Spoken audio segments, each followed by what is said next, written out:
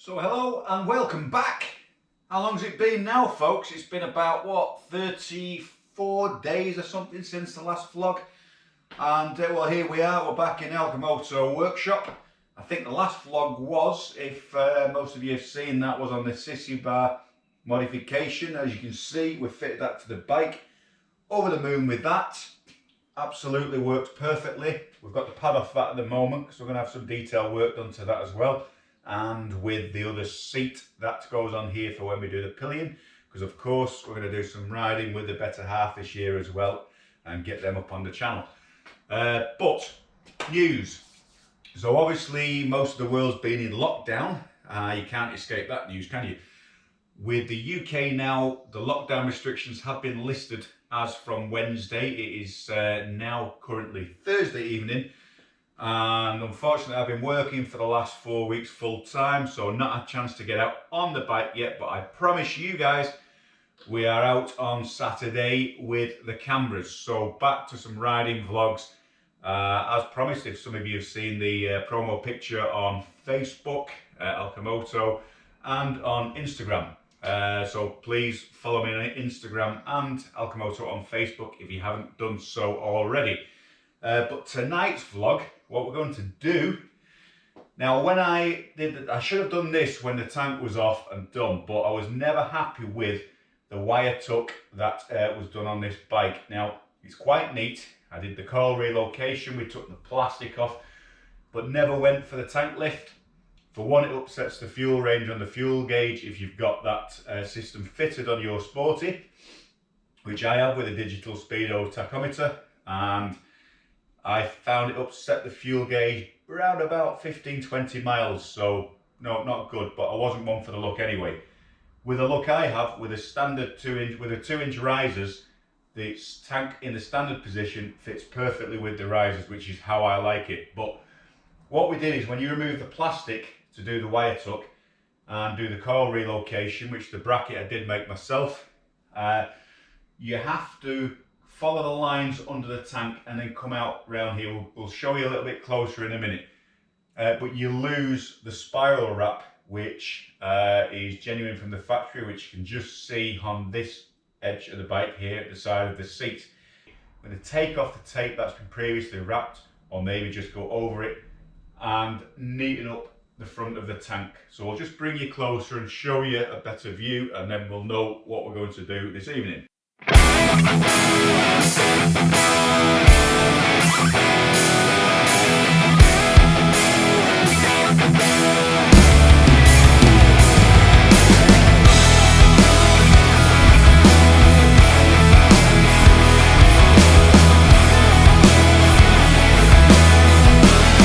Okay, so as previously said, now we can see the original wiring that comes up from the ECM down and around here in the factory PET cable or spiral wrap. I was never happy with this. It always seemed untidy, even from this little bit on view. And then right from under here, you can see where I've took the PET cable off, and I've got the insulation tape, which is actually a rubber tape, not your standard PVC. Cable tied up through here, and then you've got the main multi-block here. And then comes up from the front, underneath the bracket, round at the front of the tank, disappears. You see that here now. And then that one there goes to the headlamp. And then there's a smaller one then which feeds off somewhere under here, which is taped up. Okay, and obviously you can see the core relocation. So we're nice and clear under here, which is what we wanted, and it looks tidy from here, but we're never happy with this bit under here. So we're going to unclip these now, lift the tank, block of wood and a rag, just to protect the paint underneath, and then see what we've got. So let's go ahead.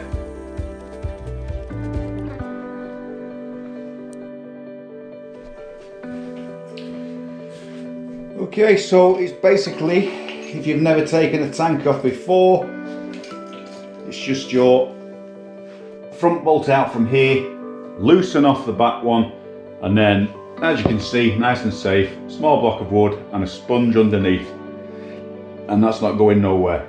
Okay, so you're leaving the back bolt in. So here now you can see where the tape is and this ugly multi-plug connection here, which we need to try and hide. Okay, so first thing is we'll undo these and then unwrap this tape and see what we're left with.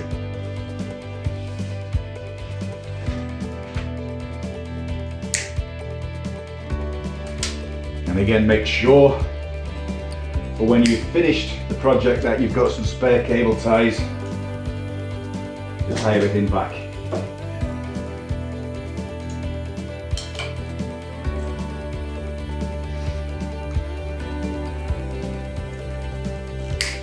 And if it's something you've never attempted before, don't be afraid, it's just a bunch of wires. As long as everything's safe, you've nothing to worry about.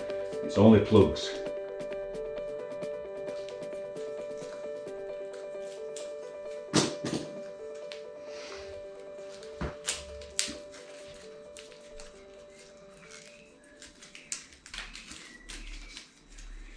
Now this has been on here now for about 18 months. Still nice and dry, with no moisture inside the tape.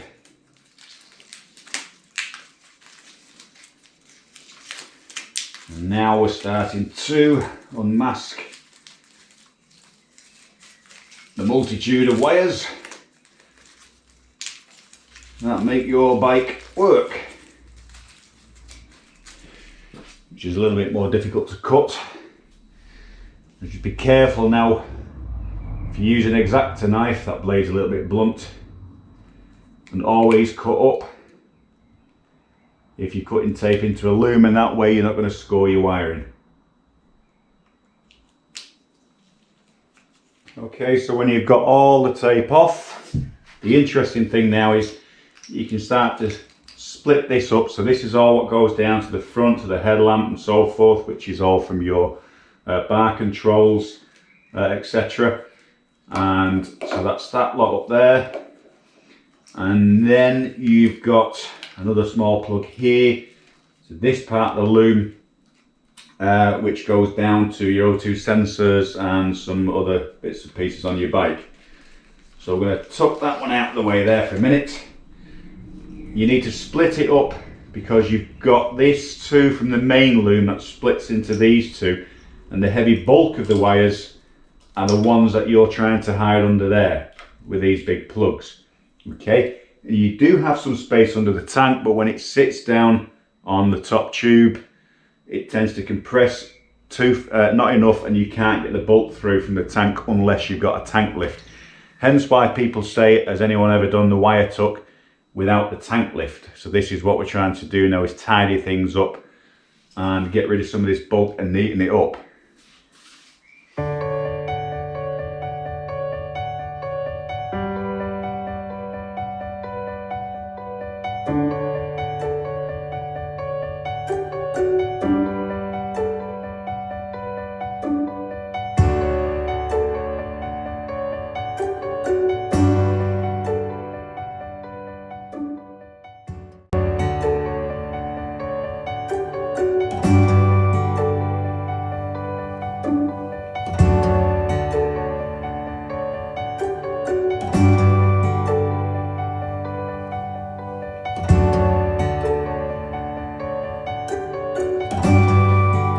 Okay, so from the mass of wires you've seen before, you can see after splitting the loom up, we have now got a main one here with each individual one wrapped, and then this is the one to go on the other side of the bike, follows down here, which is the second cable we've got to worry about. Now the first one is the one that you see on this side. This one isn't actually that bad. Well, we just got to think now, do we loop that one over the top of the frame? So we're going to go ahead now and just connect these up, put the other one over the other side of the frame and see if the tank will sit down, and you can get that bolt in without it trapping the wires.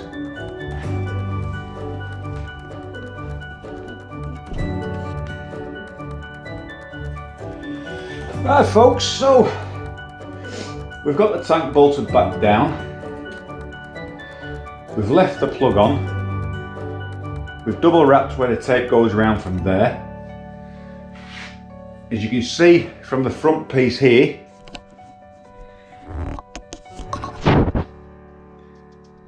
this part of the loom is going underneath the tank bracket and then round on the top of the tank here.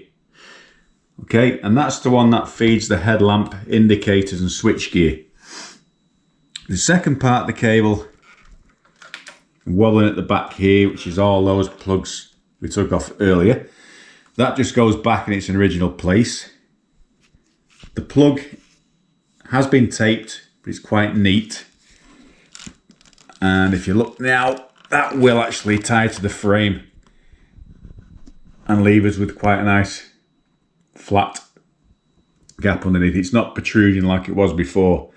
So by turning it on its side against the flat plug, we've gained, well, a good 15-20 millimeter clearance there.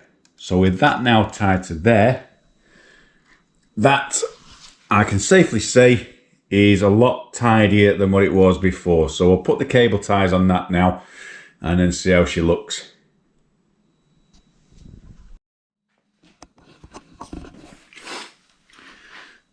Right, okay, now, so we've got the tank bolted back together. We tried the steering, so it's not pulling on the wiring.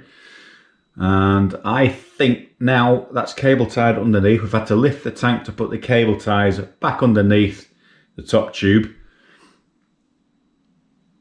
So altogether, I think that's a pretty damn good job now.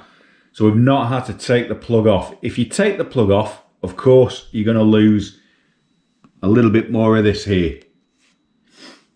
But to be honest with you, you know, when you're standing up, you can't really see it, and it looks factory anyway, and it's wrapped quite neat. So we've got that tied a little bit more around here now. We didn't have a cable tie around here in the back before, so this was coming forward. So the original loom now is following the top tube quite clear. I've got my USB connection now coming on this side and through here. These before were on top of here, but they were pulling, so we're just leaving them loose with a clip. Don't cable tie this to your throttle cables too tight, because what you don't want it to do is to stick. So you can just see now it's returning clean. It's away from everything, so that's absolutely fine. So looking at the way we do the cable tidy, if you can see here, let's get a bit closer. The main cable now, we've got that one which goes down to the other side of the bike, which we've still got to connect up with all this wiring here. And then the second part of it, which splits, comes through underneath the front mount of the tank and then over the top here. Okay, and you've got to pull that enough so you've got enough clearance. One of those goes to the headlamp, and then the other one goes to the handlebar connections. So you've got to make sure when you just kick the steering that it's not pulling on the handlebar cable, and you've got enough through before you cable tie this to the top tube. Okay, so while we've got the regulator off, we're going to just clean that up and then probably polish the bolts up and reconnect the other side, and I think then we're good to go, and then we'll be ready for this weekend's first ride. So overall, that's a good night's work. Right, well, we're now into Friday. We was in the workshop till 12:30 last night doing the wiring, so this is like episode 2, quick flick. And we've got the rectifier off. Obviously clean that up a little bit because there's a lot of flaky paint on them, and obviously it's at the front of the bike and it's going to get all the dirt and everything flying into that. So we're taking it off and cleaning the dirt off the back on closer inspection. We've wire brushed that down, give you a closer look at that. A little bit of masking tape over the top there. Now I'm going to give that a dusting of primer, dusting of satin black, and then carrying on putting the wiring back on the other side of the bike. Now I don't know if it's mentioned on last night, I was going to put the PET cable, which is the expandable cable wrap, over the bike, which we bought another 5 meters of it here. But then on closer inspection again on the wiring, we found that to do that we would have to remove all the little Deutsch plugs and multi plugs off, every little pin out on that wiring we took off to completely resheath that over. And with the time scale it took last night, it wasn't ethical to do that, so we've just gone for the PVC wrap as neat as we can, as we shown on last night before we finished the vlog last night. So yeah, all we're going to do now is get that painted. We'll move the camera over to the other side of the bike, show you where all the plugs go, and hopefully get this finished, because tomorrow is still riding day. Let's go.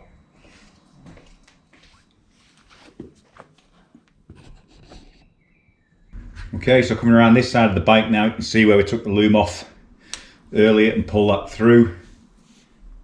On this one now, this side comes just underneath the top of the tube, and then looking at this, actually it would be neater just to come underneath there.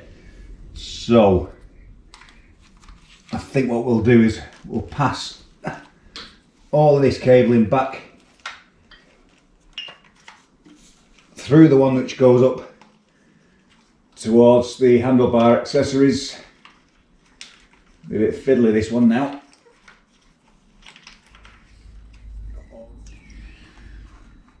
So if you remember, you've got the two of the rubber boots down here, the one which is your oil alert from your oil filter for the low oil, and the one which goes around to the other side, and then the last one here which folds back on itself, which actually I'm not happy with the way the sheathing is open on that, because it's allowing water to get inside it. So I think we may just put a little bit of shrink on that, and then that's your O2 sensor wire. So we'll see what we've got to go over that.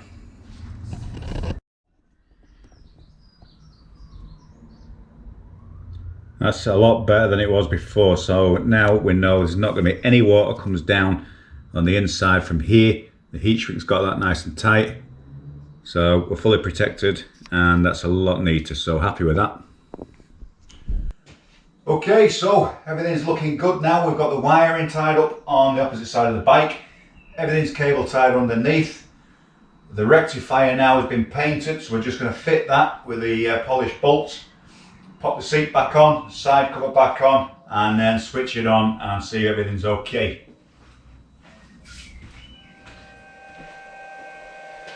So that brings another vlog to a close. Hope you've enjoyed that one. Only a short one, about 4 hours for me, probably about 15 minutes for you. Bike's looking fantastic. The wiring now is a lot neater than it was before, so I'm quite happy with that. A lot neater on the other side, plus all the debris has been cleaned from behind the rectifier and so forth. And every connection, before I've put it back, make sure you do this, a little bit of spray grease or something just inside to stop those terminals going green. So all we've got to do now is see if the bike starts after all that.